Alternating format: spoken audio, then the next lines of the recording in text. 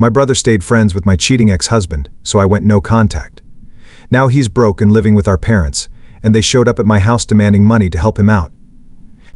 Hi, so I 36F got divorced from Martin 34M, my ex-husband, 5 years ago. We had been together for almost 6 years and married for 2 before we separated. The reason behind our divorce was his infidelity. He confessed to me that he had been having an affair with a coworker for a couple of months, right after our 2-year anniversary. And that was it for me. He had said that he wanted to give our marriage another chance and wanted to come clean to me so that we could make it work. But after I found out that he had been cheating, there was no turning back. He moved out because I asked him to, and we got the divorce where I got the house, and he got a second wife. As soon as the divorce was finalized, he got married to the coworker he had been having an affair with a couple of weeks after our divorce finally came through, and then the two of them moved away to Philadelphia. We haven't spoken to each other or seen each other since then, so I'm kind of glad that I did not give him that second chance. The affair, unfortunately, not only ruined my marriage but also my relationship with my brother, and I'll tell you how. So my younger brother Nick 34M was pretty close with Martin. They were part of the same friend circle in college, and that's actually how I met him in the first place. Regardless, I had expected Nick to take my side when we were getting divorced, in spite of their friendship. Martin had cheated on me, and Nick was my brother, so it was natural for me to expect him to understand where I was coming from, and be there for me. But when I told my family that I was getting a divorce from Martin because of his infidelity, to my surprise, I found out that Nick already knew about the divorce since Martin had told him about it. His advice to me was that I should stay with Martin and try to work things out because the guy really wanted to make our marriage work. I was shocked that he would even suggest something like this, and I told him that I was not going to stay with him, no matter what. I also expressed that I was very disappointed that he was still choosing to stay in touch with Martin, in spite of what the guy had put me through, because I was quite torn up about the divorce and the affair when I found out about it. So I had expected him to cut Martin off. However, we ended up getting into a fight over that, because Nick thought that it was rather unreasonable of me to expect something like this out of him, because he and Martin had been friends for a really long time, and it was not his fault that we had chosen to get together, get married. And now we were getting divorced. He said that he would like to stay out of all of this and retain his friendship with Martin, as well as continue having a good relationship with me. I don't know if I was right or wrong, but I thought that it was a very diplomatic stance to take, and I told him that was not going to fly with me. I made it very clear to him at the time that he could either pick Martin and continue to be in touch with him, or he could have a relationship with me, his sister. I had obviously expected him to pick me because he and I had been very close growing up, so I was not okay with my brother having any sort of contact with my ex-husband, and I made that very clear to him. To my surprise, he ended up choosing to remain friends with Martin and said that I was being unreasonable. He said that I was being petty and immature, and so he thought that it was better for him to stay around people who actually valued him and were not going to make him choose between people who were both special to him, just to flatter their ego, like I was apparently doing. I was very disappointed when that happened, and since then, I have also had no contact with Nick because he really let me down. Then he even attended Martin's second marriage with his affair partner, which was the final nail in the coffin. 5 years passed, and so far I've never spoken to him. Our parents have tried their best to get us to reconcile, but both of us are pretty clear on where we stand. I do visit my parents on the holidays, and he does as well. We do see each other at other family events like weddings and stuff, but we never speak to each other. I don't even have anything to say to him. I keep hearing from my parents about the important things that go on in his life, the milestones and whatnot.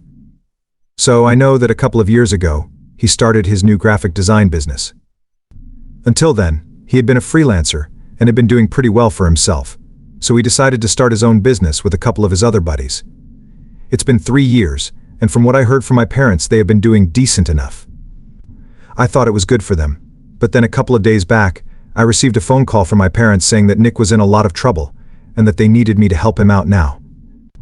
Apparently Nick had not been entirely truthful with them about how well his business was doing, and now he was drowning in debt, and had even been evicted from his apartment since he hadn't paid the rent in the last 6 months. So now he had nowhere to go, and unlike his friends, he was too proud to just move back in with our parents, or even ask them to cover his rent. I don't know what to say to that. I just told them that it was really sad for him, and I wished I could help because I thought that's what they wanted me to say, but other than that, I had nothing else in me.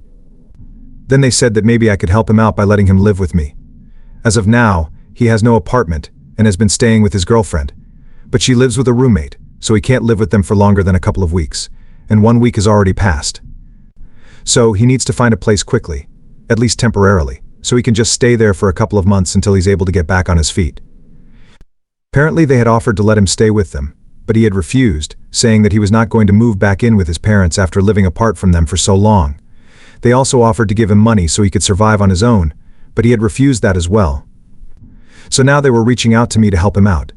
I made it very clear to them that I was not going to reach out to him since we hadn't spoken in 5 years, and not only would it be awkward, but it was also something that I wasn't interested in doing. I had enough on my plate already. I don't feel the need to take on somebody else's problems as well. They insisted that I was the only person who could talk to him and make sense, and maybe he would take my help if I offered it, because he and I used to be really close.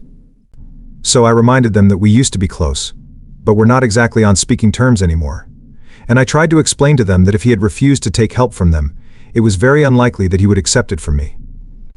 But my parents were just not ready to hear me out and kept insisting that I should reach out to him and offer him my help. So ultimately I had to be very firm with them, and I told them I was not going to talk to him, and that was my final decision. Then they started getting all whiny and manipulative on the call, and said that I was being very selfish, and that I needed to think about my brother instead of being egoistic. Apparently, according to them, my ego had already ruined our relationship once, and I was about to let it happen again by not even bothering to talk to him when he was at his lowest. They think that talking to him would make a lot of difference because when we used to be on good terms, he used to idolize me. I could tell that they were trying to manipulate me emotionally, but I'm afraid that it worked. Am I the asshole for not reaching out to my brother and offering him my help? Update 1. Okay, so I thought about it and decided against reaching out to my brother.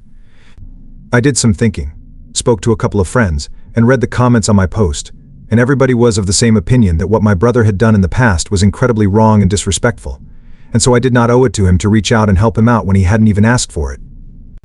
If he contacts me first and asks me to help him out, that's going to be a different conversation, but just because my parents believe that I should reach out to him by myself doesn't mean that I have to do it.